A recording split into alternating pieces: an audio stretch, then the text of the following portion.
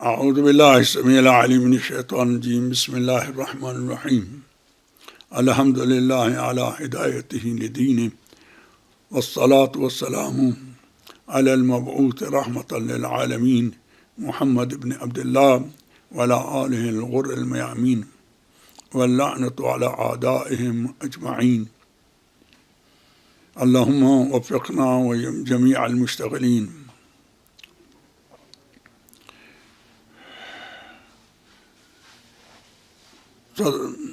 قال اللہ سبحانہ ومن يبتغ غیر الاسلام دینا فلن يقبل منه وهو في الآخرة من الخاسرین. میرے بھائیوں، میرے محترم عزیز شیعان حیدر کرار، دنیا کے جس کونے میں بھی ہوں، میں آپ سے نجف اشرف کی وادی اور امیر المومنین علیہ السلام کی جوار سے مخاطب ہوں.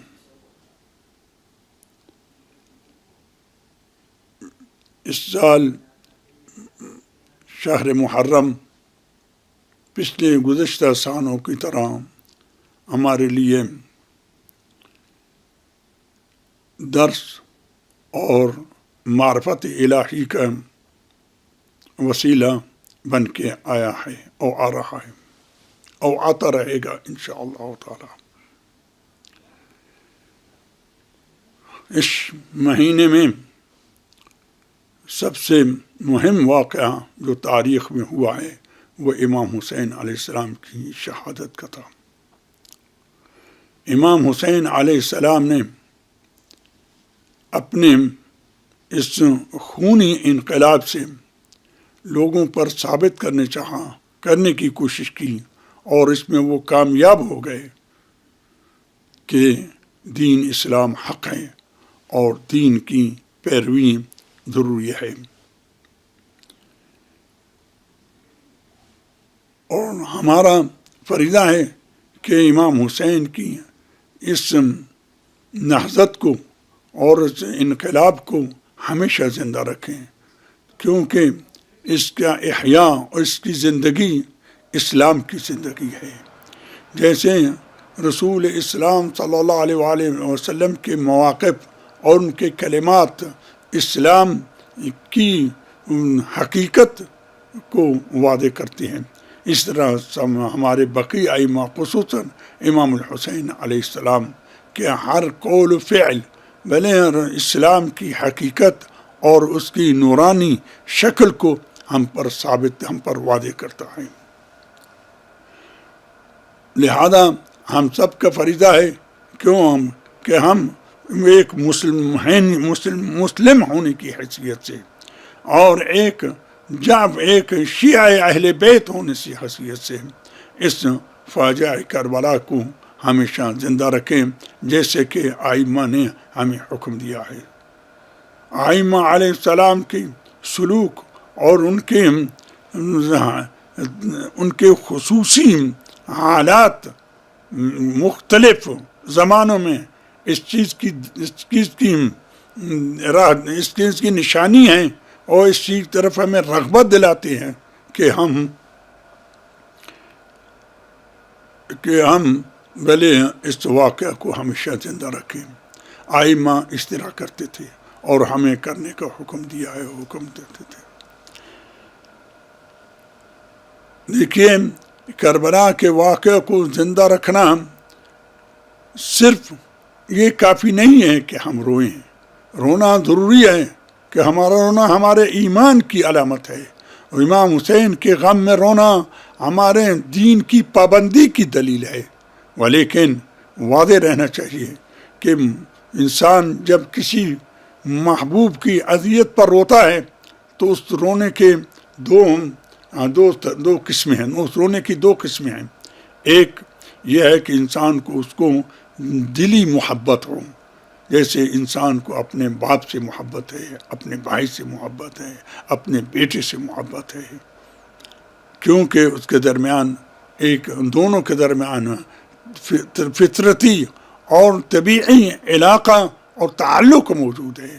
اس وجہ سے بھلے جب دونوں بھائیوں میں سے کسی ایک کو اذیت کا سامنا پڑتا ہے تو دوسروں کو بھی اس اذیت کا احساس ہوتا ہے. یہ ایک قسم ہے. بھلے دوسری قسم یہ ہے کہ انسان کو کسی سے اس لیے محبت ہو کہ وہ ایک بہت عظیم شخصیت ہے، اس کی عظمت کے سبب ہمیں اس سے محبت ہو. تو اس وقت یہ محبت جو ہے اس کے دو اثر ہوتے ہیں. ایک اثر یہ ہے کہ انسان کو اذیت کا احساس ہوتا ہے جب اس کے محبوب پیارے جس کی عظمت کا وہ قائل ہے اس پر کوئی مصیبت نازل ہو، اور اس کے دوسرا اثر یہ ہے کہ وہ ہمیشہ اس کی اطاعت کی طرف متوجہ رہتا ہے اور اطاعت ہی کو اپنا بھلے توشہ حیات سمجھتا ہے. ہمارا فریضہ ہے کہ ہم اہل بیت علیہ السلام پر نازل ہونے والی مصیبتوں کو دوسری قسم میں قرار دیں. نہ صرف یہ کہ ہمیں ان سے محبت ہے اور ہمارے رونے سے ہمیں جنت ملے گی، ہمیں رونے سے ہمیں مغفرت ملے گی، ہمیں رونے سے دنیا و آخرت ملے گی. یہ رونا جو ہے یہ پہلی قسم کا ہے. اس کو ائمہ بھلے منع نہیں کرتے ہیں لیکن اس کو وہ اہمیت نہیں دیتے ہیں جس اہمیت کو وہ دوسرے قسم پہ عنایت فرماتے ہیں کہ ہم ائمہ علیہ السلام کی مصیبتوں پر روئیں، خصوصاً امام حسین کی مصیبتوں پر روئیں اس لیے کہ ہمیں ان سے محبت ہے، اور محبت کا سبب اس حسین کی عظمت اور قدر و منزلت اور جلالت قدر تھی. اس کا مطلب یہ ہوگا کہ ہم ان کے غم پر بھی روئیں گے اور ان کی اطاعت بھی کریں گے. واضح رہے کہ جو صرف اس لیے روتا ہے کہ خدا اس کو جنت دے یا اس کو بھلے اس کے گناہ معاف کرے، یہ رونا غلط نہیں ہے، لیکن یہ اس مقام کا رونا نہیں ہے جو ائمہ جس کا مطالبہ کرتے ہیں ہم سے. یہ اس کا مطلب یہ ہے کہ ہم جنت میں جانے کے لیے روتے ہیں، اور معلوم ہے غایت مقصد جو ہوتا ہے وہ وسیلے سے افضل ہوتا ہے. تو اس کا مطلب یہ ہوگا کہ بھلے جنت میں جانا امام حسین علیہ السلام کے غم میں رونے سے بہتر ہے اور اس کا مقصد ہے، کیونکہ اس کا مقصد ہے. اگر ہم دوسری قسم کی محبت کا مظاہرہ کریں ائمہ سے، یعنی ان کی عظمت اور جلالت و قدر کے پیش نظر ہمیں ان سے محبت ہو اور ان کے غموں پر روئیں، تو اس وقت ہمارا رونا اس لیے ہوگا کہ ہمارے حسین قتل ہو گئے، نہ صرف اس لیے ہمیں جنت ملے. میرا حسین قتل ہو گیا، میرا امام قتل ہو گیا، میرے امام کی لاش کے ٹکڑے ٹکڑے کیے گئے، میرے امام کے سر کو نیزے پہ اٹھا کر اس شہر اس شہر تک لایا گیا. اور اس کا مطلب یہ ہے کہ اگر میں امام حسین سے اپنی محبت کا صحیح تقاضا کرنا چاہتا ہوں تو امام حسین کی اطاعت کروں. وہ حسین جس نے اس وقت بھی نماز کو نہ چھوڑا بلکہ جماعت نماز کو نہ بھی چھوڑا، جبکہ چاروں طرف سے ان پہ تیر برسائے جا رہے تھے. بھلے ہم تو لہذا یہ ہے کہ ہمیں بھی نماز سے اتنا ہی لگاؤ، اتنا تعلق ہو جیسا امام حسین اور اس کے اصحاب کو تھا.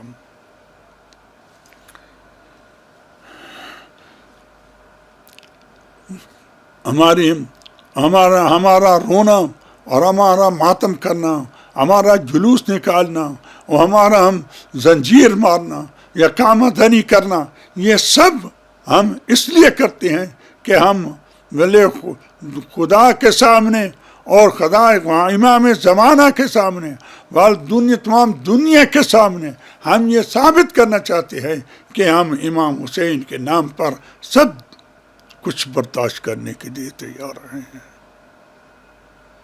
میری دعا ہے کہ مومنین کو دنیا کے کونے کونے میں حسین علیہ السلام کے غم میں مجالس، جلوس، ماتم اور دیگر خدمات کی توفیق عطا فرمائے اور ان سے قبول کرے.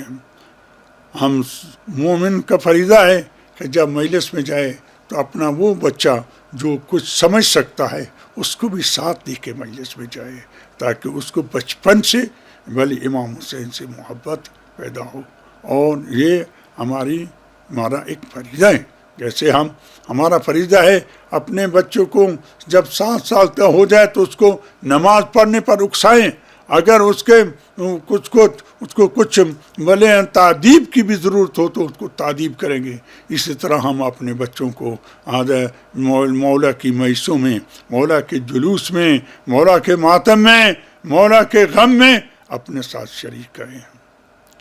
میری بیٹیوں پر وعدہ ہونا چاہیے کہ ہم امام حسین کی مصیبت کو اسی وقت صحیح طور پر سمجھ سکتے ہیں کہ ہم ان کی اطاعت کریں. وہ میری بیٹیاں جو پردے کی پابندی نہیں کرتی ہیں اور زینب کے چادر لوٹنے پر روتی ہیں، تو اس کا مطلب یہ ہے کہ وہ صحیح انہوں نے جناب زینب کو نہیں سمجھا ہے، وہ دین کی صحیح پابند نہیں ہیں. لہذا میری تمام مومن عورتوں کا فائدہ ہے بھلے کہ پردے کی پابندی کریں. میری دعا ہے کہ میری قوم کو حسین کرنے کی ہمیشہ توفیق عطا رہے اور ان سے یہ توفیق سلب نہ ہو. السلام علیکم ورحمۃ اللہ وبرکاتہ.